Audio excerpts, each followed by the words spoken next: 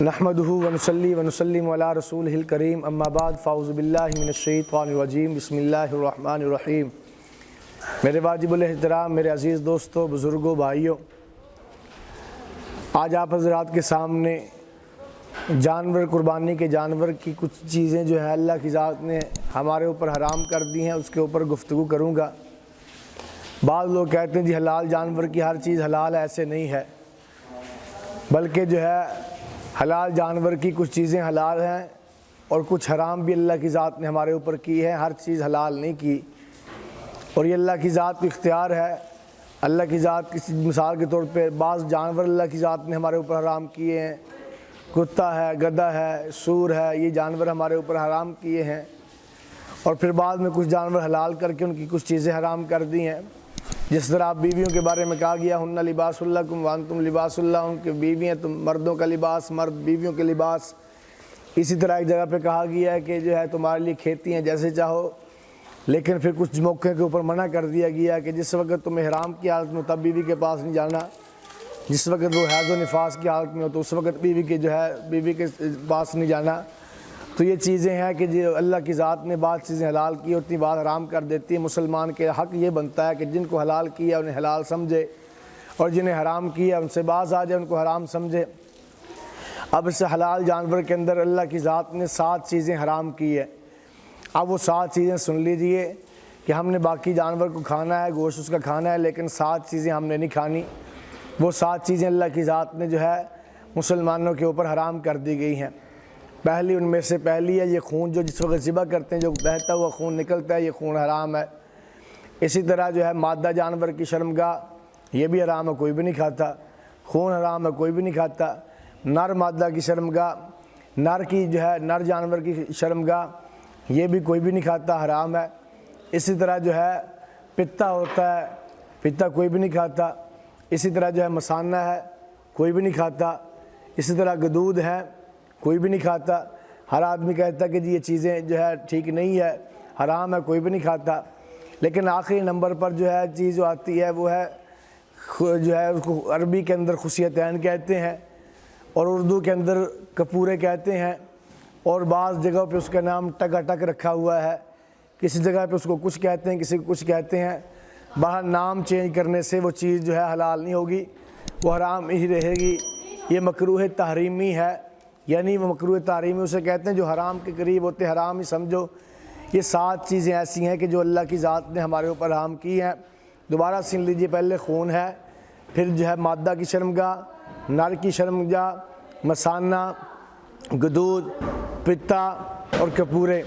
یہ 7 چیزیں ایسی ہیں کہ جو مکروہ تحریمی ہے، جائز نہیں ہے۔ اب 6 چیزیں تو ہم کہتے ہیں کہ جی نجائز ہیں۔ انہیں کہو جی گدودیں کیوں نہیں کھاتے؟ گدود کسے کہتے ہیں؟ گدود کہتے ہیں آدمی کے جو ہے جانور کے ماس اور گوشت کے درمیان ایک گلٹی سی بن جاتی ہے، اسے گدود کہتے ہیں۔ تو اب ان 6 چیزوں کے بارے میں ہر کسی کو ہو کہ جی نر مادہ کی شرمگاہ کوئی بھی نہیں کھاتا، خون کوئی بھی نہیں پیتا۔ اسی طرح مسانہ کہتے ہیں جی نہیں یہ تو گندگی ہے، کوئی بھی نہیں کھاتا۔ لیکن 7ویں جگہ پہ آ کے نا ایمان ڈول جاتا ہے، وہاں پہ آ کے جو ہے کہتے ہیں کہ جی نہیں جی دین چڈی بھی سختی نہیں ہونی چاہیے، کوئی چیز زیادہ حلال ہونی چاہیے، یہ تو بڑی کامدی چیز ہے کہ پورے یہ تو کھانے چاہیے، اس سے جو ہے مردانہ طاقت آتی ہے۔ کوئی کچھ کہتا ہے، کچھ کہتا ہے۔ بھئی جب اللہ کے ذات نے، اللہ کے نبی نے منع کر دیے ہیں، اسے کچھ بھی ہے مردانہ طاقت کے لیے اور دعائیں ملتی ہیں وہ لے لیجئے، اور چیزیں ملتی ہیں۔ جب اللہ کی ذات نے حرام کر دیا ہے تو پھر ہم نے کچھ نہیں دیکھنا کہ اسے طاقت آتی ہے نہیں آتی۔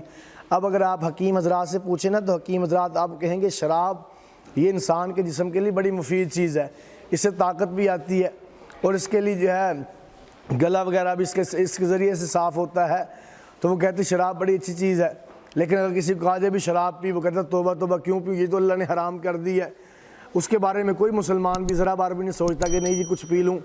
لیکن یا کپورے کے اوپر آ کر ہر آدمی کہتا ہے نہیں جی یہ تو کھانے چاہیے، یہ اس کا یہ فائدہ یہ فائدہ ہے۔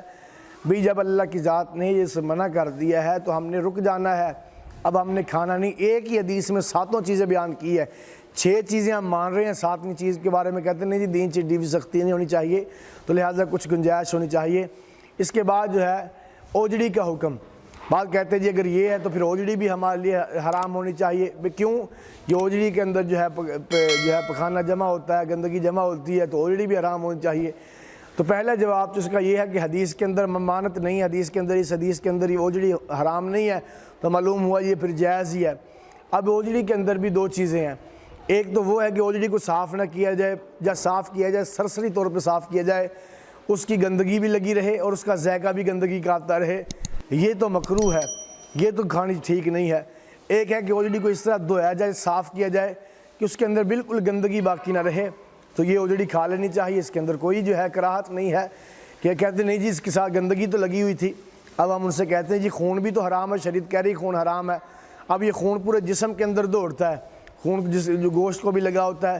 اب کیا کرتے ہیں, گوشت دھوتے ہیں یا نہیں دھوتے, دھو کے کہتے ہیں صاف ہو گیا جی, یا تو پھر کہیں جی نہیں اس کے ساتھ حرام چیز لگی ہوئی تھی خون, لہٰذا یہ بھی حرام ہوگی. ایسا نہیں کرتے, بلکہ اس کو دھو کے صاف کر کے ہر آدمی کھاتا ہے, تو اس کے اندر کوئی کراہت نہیں ہے.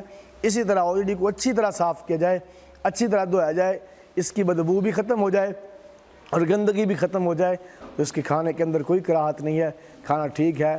تو یہ مسئلے جو ضروری تھے میں آپ کے سامنے رکھے ہیں. دعا ہے کہ اللہ کی ذات ہم سب کو ان مسائل کے اوپر عمل کرنے کی توفیق عطا فرمائے. وما علینا الا البلاغ المبین.